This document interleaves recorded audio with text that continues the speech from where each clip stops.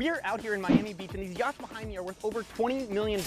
I'm really curious, what do these people do for a living? So today we're gonna go knock on some boats and find out. Excuse me, do you own any of these yachts? No. You look like you would own one of the yachts. No. I just had a question. I love your boat. Do you have like 1 second? Oh. Do you have like 30 seconds I can ask you a few questions? I can't go into it right Oh, sorry, sir. Do you guys charter parties here? No, this is private. Oh, it's a private boat? Thank you. You're welcome.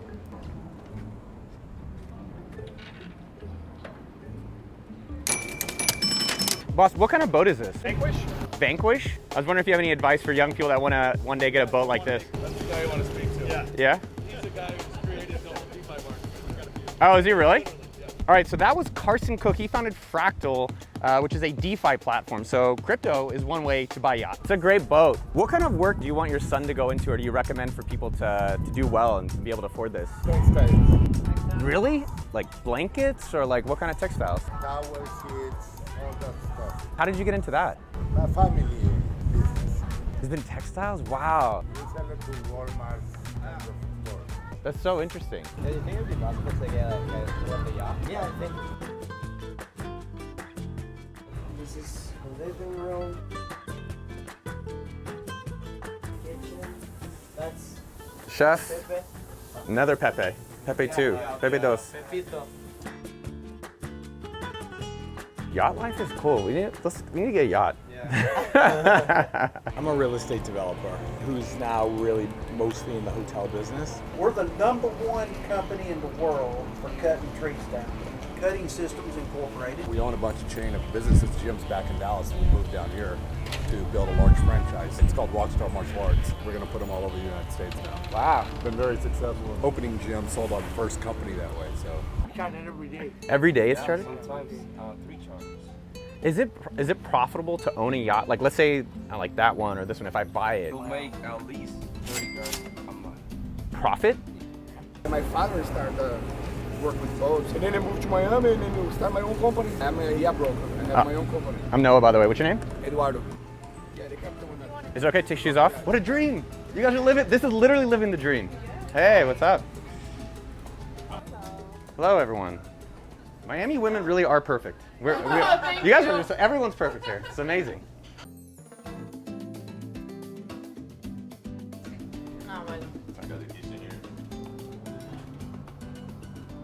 Jeremy, this is like nicer than your place. Dude, this is so cool. This is the master? Can I see the bath? Is that okay? Yeah, go ahead. Shower, dude. Oh, this is nice. This is crew quarters? Well, this is it. Oh, wow. So this is 4 rooms. 4 rooms, yeah.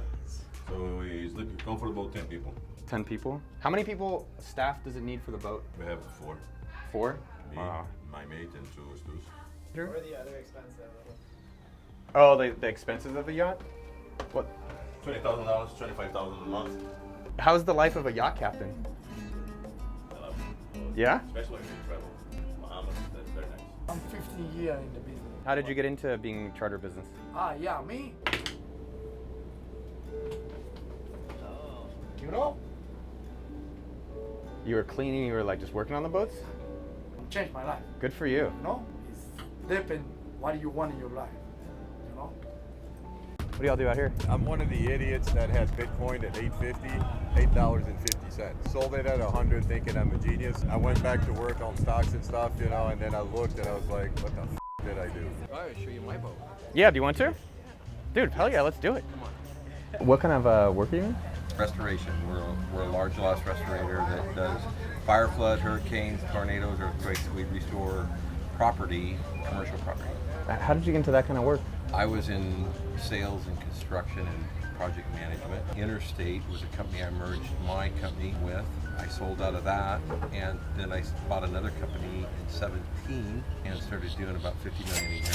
Before we dive into the next insane yacht story, I've got to give a huge shout out to our sponsor, Trends.co, for helping make this video happen. Now, if you are just getting started out and you're like, I don't know what industry or business to do, Trends.co will help you solve that. They have a whole team of super nerdy analysts that literally spend all day long researching the most profitable business ideas, and they send you an email every single week. As well, if you join Trends.co, They have a community of other people that can support you. Plus, they bring on CEOs like myself as masterclasses for their community. Go give them some love at trends.co/NoahK. They're doing $1 for a 7-week trial.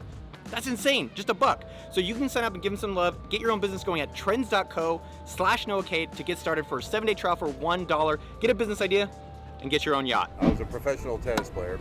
I ended up teaching tennis in the Hamptons, and through some Hamptons clients, I got a job on Wall Street. Did that for a couple of years, learned a bunch of Then I started my own thing, started my own investment bank, and made a shitload of money, and now I want to do it again with this. I started in the commercial leasing business, and then I would use commissions to buy buildings. Sold my shopping center business, had capital, and bought up a whole bunch of hotels. So I've been doing hotels mostly ever since. My dad died when we were all like 10, 11, 9, 8, and my parents were both teachers, and it left my mom in a really tough spot. I knew I wanted to make money at an early age, and so that was basically what I set out to do and did, and then kind of changed the kind of trajectory of my family's life. So. What business advice do you give to your kids?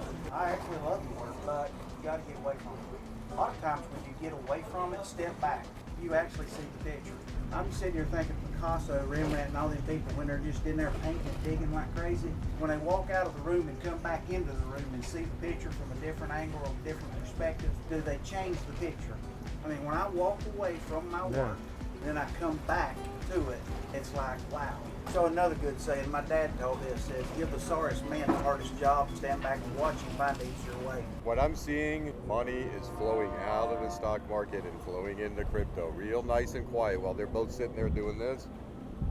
Underneath the structure, Damn. It's flowing out of the stock market going into crypto now. This is a good life lesson.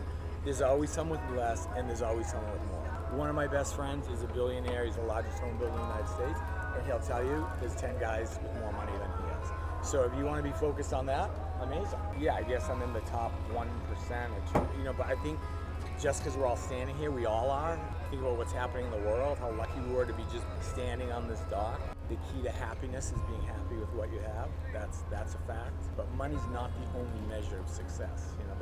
That's important. Boss, how do you stay so fit? We saw you yesterday and we were talking about you last night. I was like, this guy is like... Good jeans. Is it good jeans? A lot of pizza and good jeans. Yeah, right. There's so many people who create gyms that don't work. What do you guys do differently? We're kids market. We focus on We kids. focus on kids martial arts. A lot of people we meet, they say work hard, right? And I don't know, what is it that people aren't getting what they want? Are they actually working hard? We don't work hard. Not anymore. We work smart. Yeah, we work smart. We manage our time and we focus on what needs to be done, and we delegate a lot.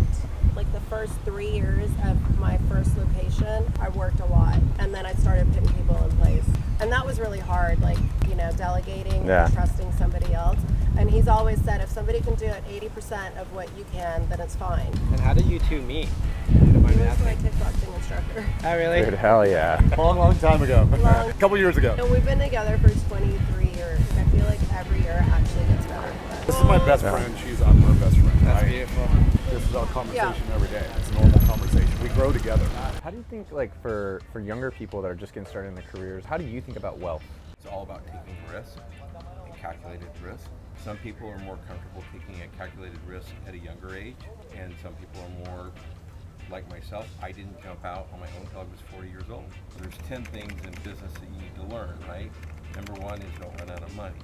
And there's 2, 3, 4, 5, 6, 7, 8, 9, and then number 10 is don't run out of money. Those are the 2 things I remember is don't run out of money. The rest of them don't really matter, right? If you like this video, you are gonna love this video right up here where I knock on millionaires' doors and find out what they do for a living. If you haven't subscribed to the channel, you know what to do. Uncle Noah loves you, and I'll see you out there. Boop.